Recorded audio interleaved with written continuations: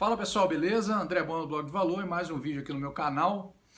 No vídeo de hoje eu vou falar o seguinte: o trabalho empregado pode sim enriquecer você. Bom, eu estou fazendo esse vídeo motivado por 2 ou 3 vídeos que eu vi aí no YouTube e que foram vídeos feitos pelo Serbasi, que ele bate um pouco nessa tecla, bate bastante nessa tecla, um pouco não bastante, e também pelo Rafael Seabra, né? A quem eu gosto muito, gosto do livro, é uma pessoa que eu considero muito.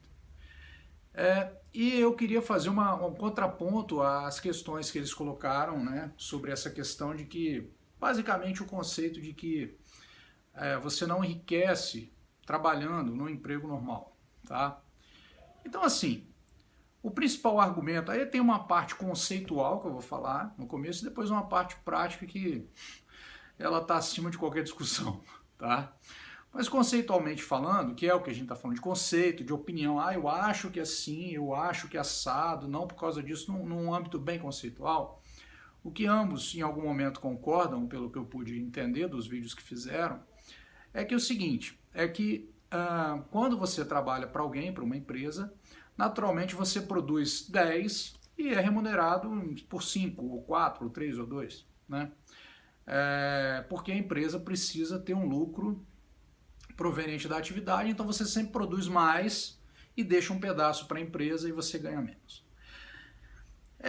Esse raciocínio ele é um raciocínio provocador, né? E todas as premissas a partir desse momento que eles colocam nos conteúdos deles, nesses conteúdos especificamente, derivam dessa premissa. Bom, primeiramente eu tenho uma consideração a fazer que essa nada mais é do que a teoria da mais-valia do Karl Marx, né? Então essa é a teoria de que da exploração do trabalho humano pelo sistema capitalismo. Então você produz 10, você é remunerado em parte desses 10 e a outra parte fica para o capitalista. Então, só que assim, a gente falar de finanças, investimentos e tudo isso, se apoiando numa premissa marxista, de certa forma, me causa alguma estranheza. Mas, vamos lá.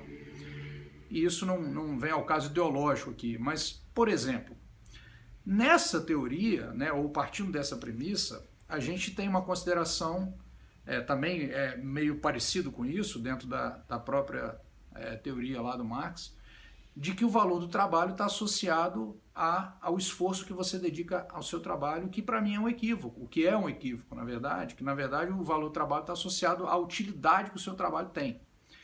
Então, se uma pessoa trabalha 8 horas numa coisa, produzindo uma coisa inútil e outra produz uma coisa útil, obviamente o valor do trabalho da pessoa útil é maior do que o valor da pessoa que produz algo inútil, mesmo que elas dediquem o mesmo tempo ali. E aí existe uma questão também, que quando você começa a pensar que, na medida em que você trabalha por conta própria, você vai se apropriar do 100% do recurso que você produz. Também nesse conceito simplório até aqui, que eu falei, que eles colocam, eu acho também que faz sentido. Só que tem alguns fatores aí que eles não mensuraram muito bem, ou não consideraram, inclusive a introdução da eficiência dos processos produtivos de máquinas, equipamentos, esse tipo de tecnologia, esse tipo de coisa. Então, por exemplo, vamos supor que eu seja um cara que corta cana, tá?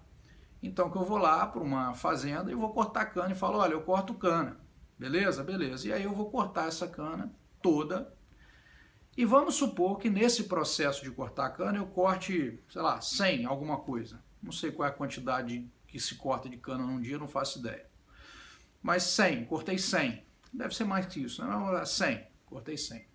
Então, o proprietário lá do latifúndio e tal, que pagou os insumos e tudo mais, vai falar, beleza, eu vou te pagar 20% do que você produzir. E aí eu fico com 20% da cana e faço esse dinheiro e ele fica com 80%. Então ele explorou o meu trabalho, né? Considerando que as canas tenham nascido sozinhas, né? Porque alguma coisa ele gastou para aquelas canas serem produzidas, mas tudo bem, vamos considerar assim. E aí chega lá uma situação que ele chega um dia para mim e fala assim, olha só, eu vou fazer um negócio diferente com você. Tem aqui, eu comprei uma máquina, um trator, ou o que quer que seja, uma máquina agrícola, que ela é capaz de, em vez de arrancar 100 pés, igual você faz por dia, arrancar 10 mil pés isso aí, tá?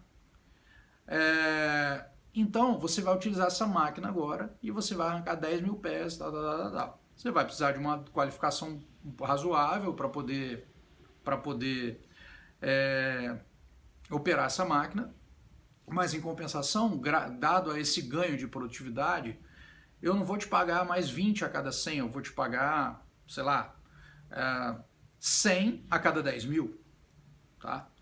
Então observe que neste caso, eu posso ter a quintuplicação da minha remuneração por meio da introdução de um processo, né, de um equipamento de produção que me deu uma capacidade de uma produção maior. Isso não foi intrínseco a mim, não foi intrínseco ao uso da minha mão de obra. Então, neste caso, eu posso dizer que eu estou produzindo 10 mil, mas que esses 10 mil eu não produzi sozinho, eu precisei de algo que este empregador colocou para que eu tivesse uma produtividade mais elevada. Então, muitas pessoas, elas podem, sim, ter uma remuneração melhor, um ganho melhor, como empregadas em empresas, na medida em que as empresas tenham a condição de contribuir para o aumento da produtividade dessas pessoas. E elas vão ganhar mais do que elas se tivessem na vida própria ali, independente. Agora é lógico, se você comparar este cara com o dono da fazenda, beleza, mas às vezes não vai ter essa possibilidade. Então, de forma que aqui com esse exemplo idiota que eu coloquei, do cara plantando cana e colhendo com trator ou não, eu consegui mostrar para vocês como que é possível você ter uma remuneração melhor, né, do que você tinha anteriormente, e ter uma produtividade muito maior do que você tinha com a adição de um outro componente, que não é intrínseco à sua própria mão de obra, que você não conseguiria fazer sozinho. Então a empresa atrelou muita produtividade para você nesse processo. Então muitas pessoas são exímios executivos, têm carreiras corporativas excelentes, e eu não sei se elas ganhariam mais fazendo o negócio próprio delas, talvez de consultoria, onde elas teriam que ter um curso, talvez uma equipe, não sei. Eu não sei se isso seria exatamente dessa forma. Então, o primeiro ponto que eu acho que tem que desmistificar é que essa teoria da mais-valia, ela não se aplica nesses casos onde você tem condições que fazem com que você aumente a sua própria produtividade advindas do meio corporativo onde você está. Isso é muito claro. Então a sua produtividade ela é multiplicada aceleradamente para você ganhar um pedaço que vai ser maior do que você fazer sozinho. Então nesse caso sim você consegue ter uma remuneração melhor estando empregado do que fazendo sozinho. Esse é um exemplo. Você alavanca com o poder de alavancagem da empresa. Então esse é um ponto. Aí tem uma hora que o Cerbasi fala num dos vídeos dele que é assim, mas quando você é empregado você também tem um risco. Você pensa que você não tem, mas você tem, que é o risco da empresa quebrar e você ser demitido e tudo mais. Perfeito, mas nesse caso o seu risco está associado a ter ou não ter aquele salário. Quando você empreende, o seu risco está associado a muito mais coisas do que isso, a um nível financeiro muito mais elevado. Então, enquanto você está ali naquela faixa, o seu risco também está muito menor, mesmo que você seja demitido, é um salário. De repente você tem a empresa e quebra e você vai 5 anos de salário. É uma dívida monstruosa. Então essas coisas todas, elas precisam ser pontuadas, na minha visão, meus amigos Seabra e Cerbasi, com um pouco mais de pé na realidade. Então assim, esses são exemplos. Eu entendo que para vocês especificamente, que vale para mim também, criar e formar o patrimônio ao longo do tempo empreendendo funcionou e funciona e continua funcionando.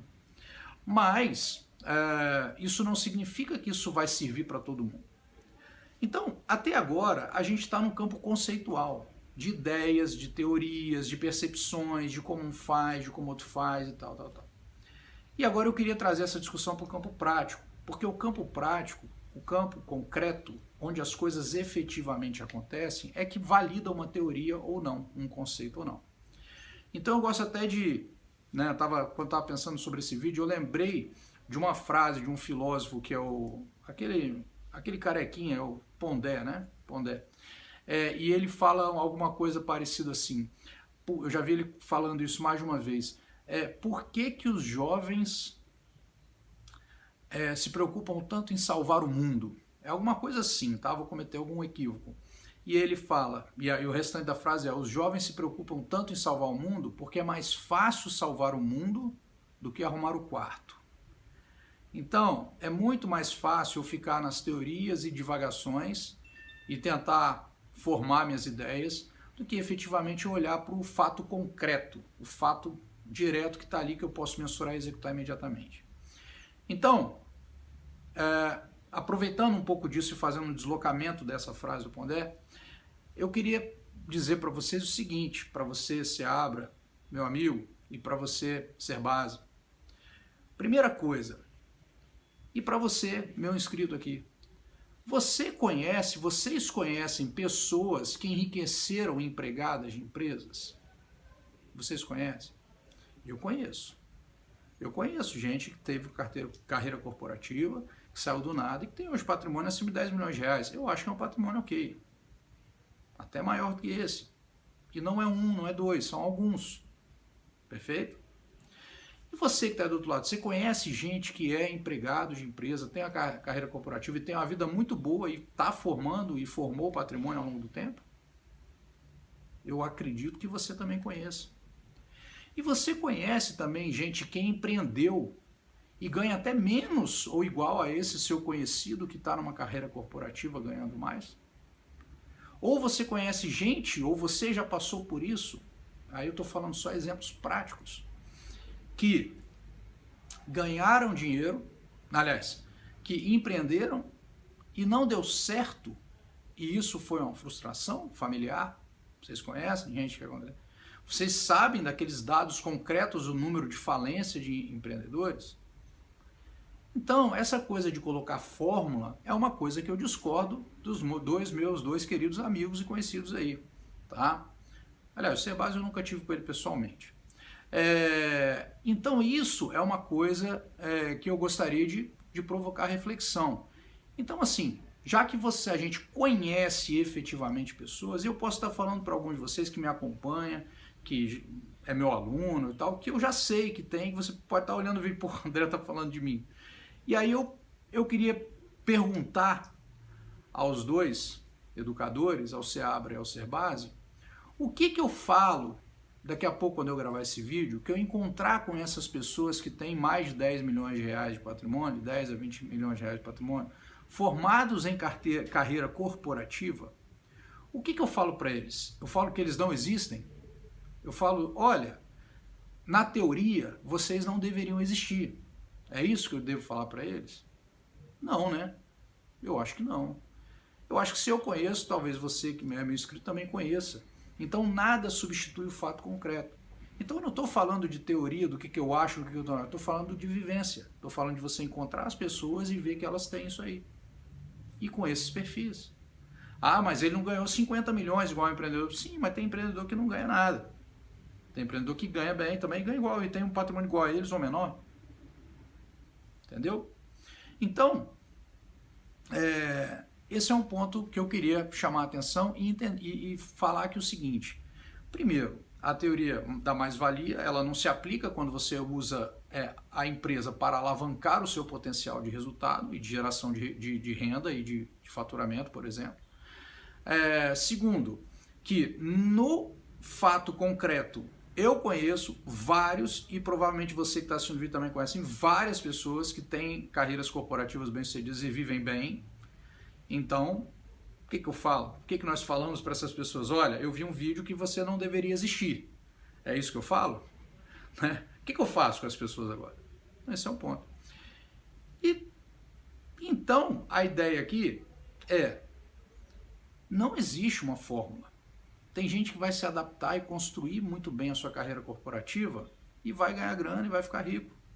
Tem gente que vai empreender e vai ganhar grana e vai ficar rico. Tem gente que vai empreender e não vai ganhar grana e vai ficar rico. Tem gente que vai seguir uma carreira corporativa e não vai ganhar grana e ficar rico. E tem uma parada lá que o Seabra, falando do vídeo do Serbase, ele fala que ele entende que você pode ficar rico no trabalho quando você coloca o dinheiro para trabalhar para você. E isso é óbvio, né? A gente tem que colocar o dinheiro para trabalhar para a gente, isso aí todo mundo sabe. E isso o Seabra está coberto de razão, nem se discute, até porque isso, né? Vem, o primeiro que falou isso foi o Kiyosaki, assim, mais na era atual. E até lembro que o Seabra falou que gostava muito do trabalho de Cerbasi, que leu os livros do Cerbasi, acompanha o trabalho. Eu conheço o trabalho do Cerbasi também, mas eu não li os livros do Cerbasi. Na verdade, eu não conheço no detalhe. Porque, pelo que eu me lembro, o Cerbasi começou a escrever livros sobre esse assunto, sei lá, acho que foi 2003, 2004. Nessa época eu já tinha, sei lá, quase 10 anos que eu tinha começado a faculdade. Talvez, então, uns 5 que eu tivesse acabado, mas não, mais de 5 anos. Então, eu já tinha começado a ter literatura e ele não tinha literatura ainda para me apoiar. Então, embora eu respeite todo, eu não posso dizer o mesmo que ele foi meu guru inicial. Por uma questão cronológica, uma questão de idade, né? A minha experiência, quando ela começou a ser construída nesse processo de finanças, ainda como uma pessoa como outra qualquer, eu continuo sendo, mas que não tinha experiência no mercado financeiro, ela é anterior a isso, né?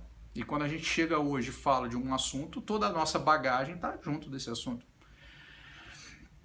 Então, o que eu queria pontuar era isso. Não serve para todo mundo, tá? Cada um vai ter a sua forma. E essa ideia de colocar o dinheiro para trabalhar para você, ela é interessante. Mas observe, Seabra, que é colocar o dinheiro para trabalhar para você. Você já tem que ter o dinheiro, ou algum dinheiro, ou continuar acumulando dinheiro. E esse dinheiro vem do seu trabalho. Então, não existe tesouro direto ou a melhor investimento do mundo se não houver um valor. Qualquer investimento ou qualquer dinheiro trabalhando para dinheiro, ele começa a se remunerar em cima de um dinheiro que tem que existir primeiro, tá? E vai sendo construído ao longo do tempo. Então, de toda forma, você só pode pensar na possibilidade de abandonar o trabalho quando você tem a renda passiva suficiente que foi construída porque você trabalhou e poupou e guardou e fez a sua renda passiva. Aí sim, aí você tem. Não existe renda sobre nada. Não existe rentabilidade sobre nada. E a maior forma de você ganhar grana é efetivamente trabalhando. Se vai ser como empreendedor, se vai ser como empregado, isso é você que vai definir. O seu perfil, o seu coração que vai dizer, estou feliz aqui, gosto disso, estou afim disso. Não tem regra, não tem regra. Então, fique atento a isso. Não gosto desse tipo de regra pré-concebida, porque isso parece que joga uma oportunidade só e as outras não são boas, mas quando você vai olhar no campo real, você consegue ver efetivamente que as coisas se comprovam de uma outra forma do que numa teoria restrita, como, na minha opinião, meus amigos colocaram nos vídeos. Tá bom? Então essa é a minha contribuição para apimentar o debate. Um grande abraço a todos e até o próximo vídeo.